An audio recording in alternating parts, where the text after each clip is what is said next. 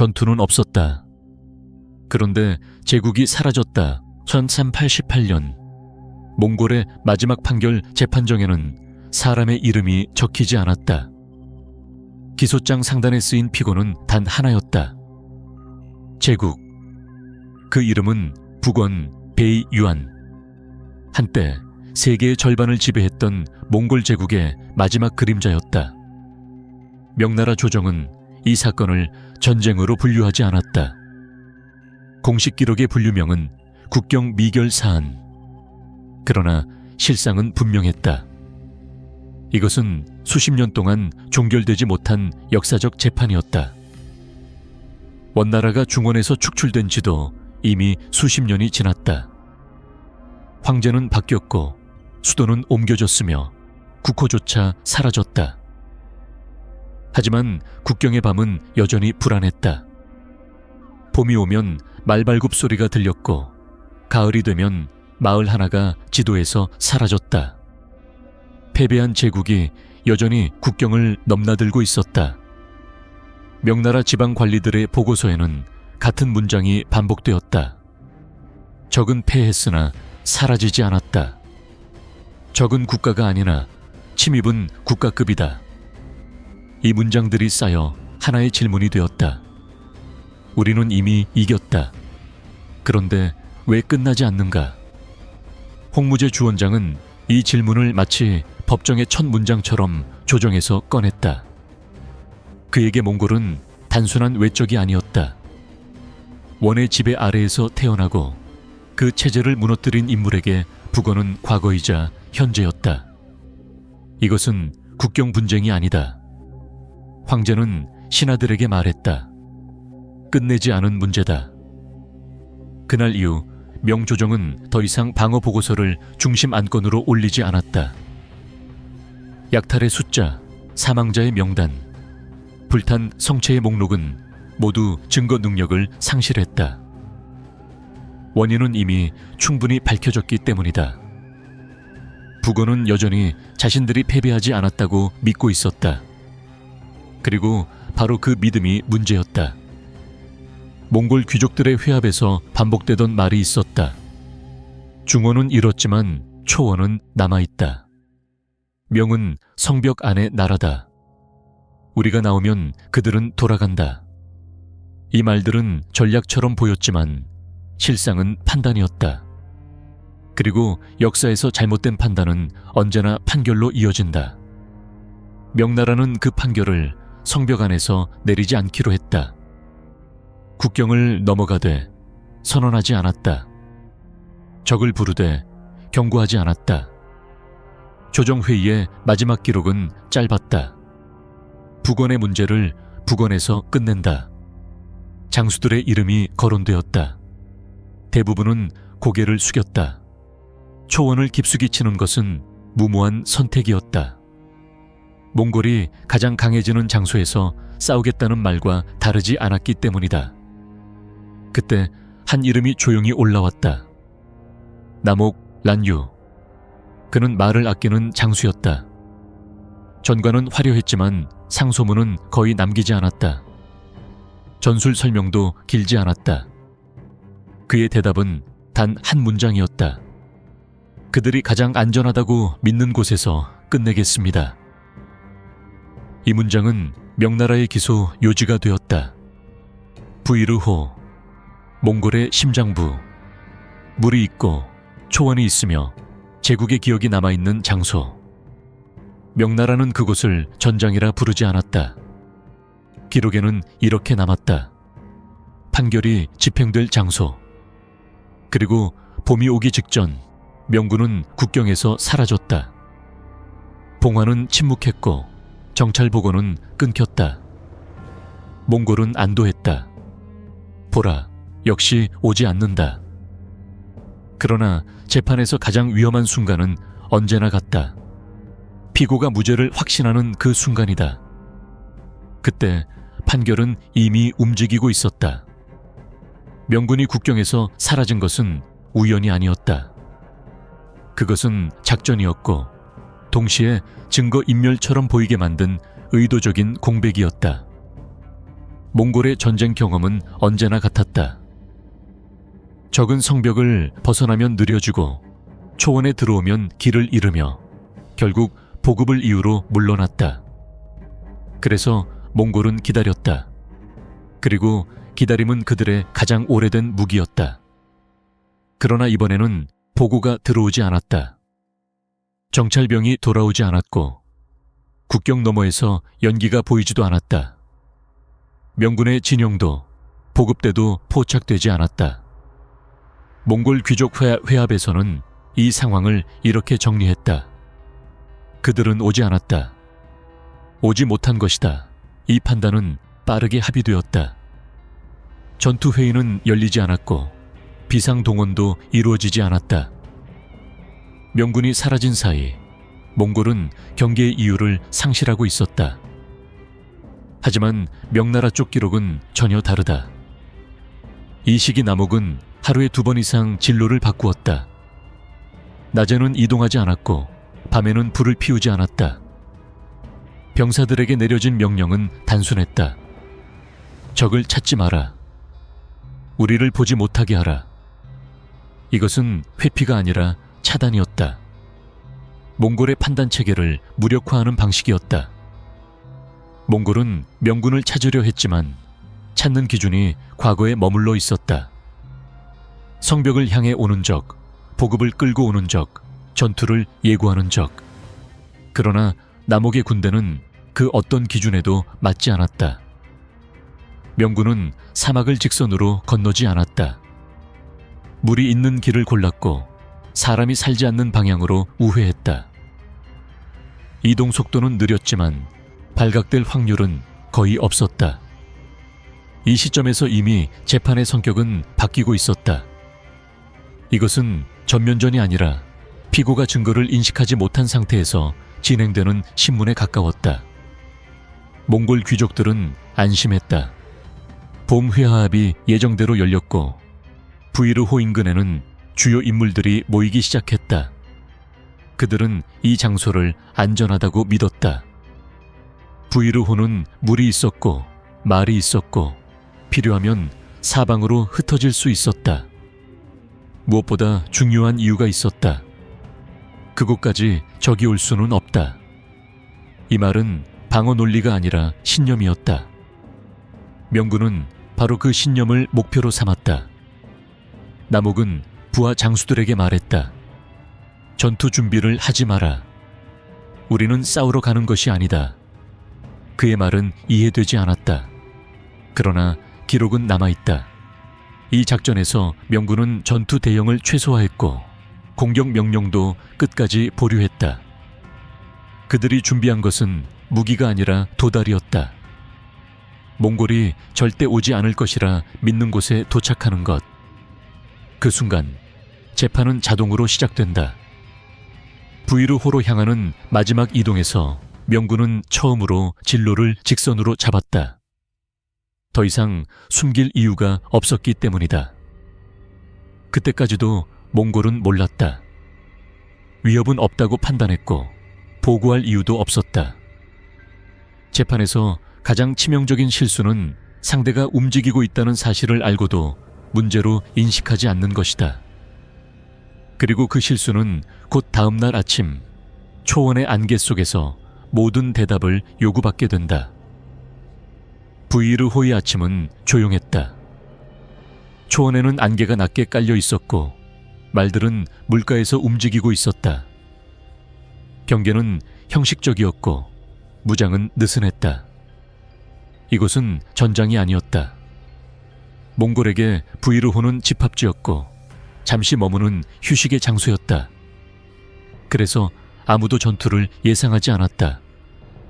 몽골 귀족과 부족장들은 봄 회합을 위해 모여 있었다. 전령은 있었지만 비상신호는 없었다. 전투 대형도 방어진지도 그려지지 않았다. 이 판단의 근거는 분명했다. 명군은 아직 국경을 넘지 않았다.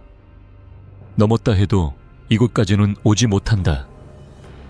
그 말은 사실처럼 반복되었고 반복되는 말은 곧 사실처럼 취급되었다.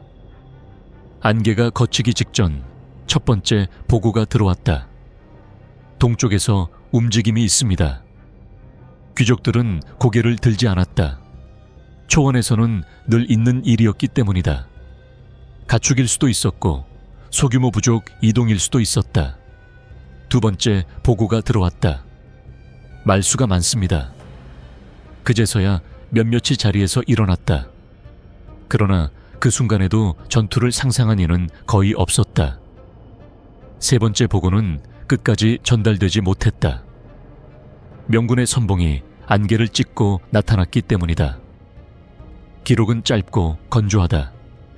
적은 진영을 갖추지 못했다. 이 문장은 단순한 상황 묘사가 아니다. 이것은 판결의 핵심 문장이다. 몽골은 싸울 준비가 되어 있지 않았다. 말은 있었으나 명령이 없었고 병사는 있었으나 방향이 없었다. 명군은 포위 진영을 만들지 않았다. 그럴 필요가 없었기 때문이다. 그들은 도망칠 길만 남겨둔 채 공격했다. 이 방식은 살육이 아니라 붕괴를 목표로 한 선택이었다. 몽골 병력은 흩어졌다. 귀족들은 각자 자신의 부족을 찾았고 부족은 각자 초원을 향해 달렸다. 이 순간부터 이것은 전투가 아니라 해체 과정이 되었다. 나목은 추격을 멈추지 않았다. 그는 전과를 계산하지 않았고 포로 숫자를 묻지도 않았다. 그가 확인한 것은 단 하나였다. 도망치고 있는가? 부이르호 인근에서 몽골의 칸 토구스 테무르도 말을 올렸다. 그는 전투 명령을 내리지 못했다. 명령을 내릴 시간이 없었기 때문이다. 그는 살아남으려 했고 그 선택은 곧 정치적 사망을 의미했다. 기록에는 이렇게 남아있다. 칸은 병력을 모으지 못했다. 이 문장은 패배 선언과 같다.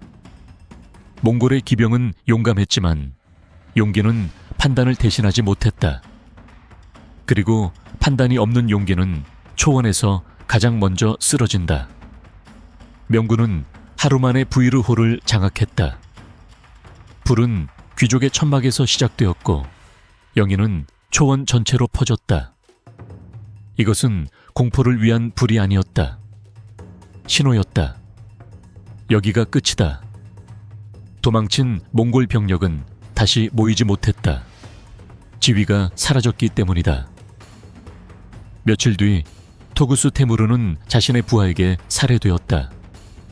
그의 죽음은 기록에 이렇게 적혔다. 내부 분쟁으로 사망. 그러나 이 사건을 법정의 언어로 바꾸면 의미는 분명하다. 피고는 스스로를 방어하지 못했다. 부이르호 전투는 대규모 혈전이 아니었다. 그러나 이보다 확실한 판결은 없었다. 제국은 싸우지 못함으로써 패배를 증명했다. 그리고 초원은 그 사실을 침묵으로 받아들였다. 부이르호 전투가 끝났다는 소식은 전령보다 먼저 침묵으로 전해졌다. 국경에는 더 이상 봉화가 오르지 않았다. 약탈 보고도 추격 요청도 사라졌다.